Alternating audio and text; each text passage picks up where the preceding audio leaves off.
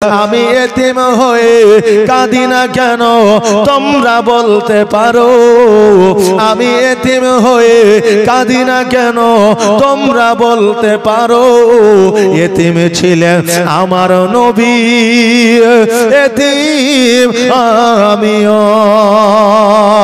নেই বাবা মা আমার, নেই যে বাড়ি ঘর, আমার মতো কপাল পোড়া নেই তো ভাবে, তবু মনে নিয়ে সান্ত্বনা কাটাই দিন রাত, তবু মনে নিয়ে সান্ত্বনা কাটাই দিন রাত। এতিম ছিলেন আমার নবী হযরত মুহাম্মদ, এতিম ছিলেন আমার নবী হযরত মুহাম্মদ। আমি এতিম হয়ে কাঁদি না কেন তোমরা বলতে পারো? এতিম ছিলেন আমার নবী, এতিম আমিও। ও বাবারে ভাইরা, আমার আমিরুল মুমিনিন হযরত ওমর ফারুক রাদিয়াল্লাহু তাআলা আনহু এমন বিচারক ছিলেন যে সত্য বিচার করতেন।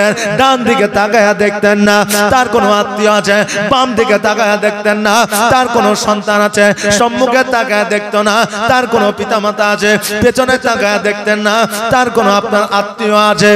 এমন বিচার করতে যেটাই সততার পক্ষে থাকতো সেটাই করতেন। জোরে বলেন সুবহানাল্লাহ।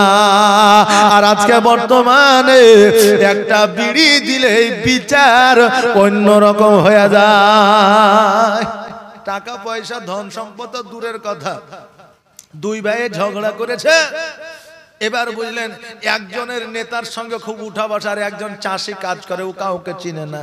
ই দেখছে ভাইয়ের সাথে তো ঝগড়া করেছি, পরের দিন বুঝলেন সকালবেলায় যায় একটা বিড়ি নিয়ে বলে, ভাই কুদ্দুস বিড়ি খাইবে লেও একটা, ওকে একটা দিয়েছে। বিড়ি খেতে খেতে বলছে, আর বলিস না ভাই, আমার ভাই সকালবেলায় এমনি এমনি ঝগড়া লাগিয়ে দিলে। বলছে ঝগড়া লাগিয়ে দিলে তার মানে বিচার শুধু বসা, তারপরে দেখছি, মানে বিড়িতে কাম শেষ। বুঝলেন না? এই তো জগতের পরিস্থিতি, এই তো জগতের নিয়ম নীতি।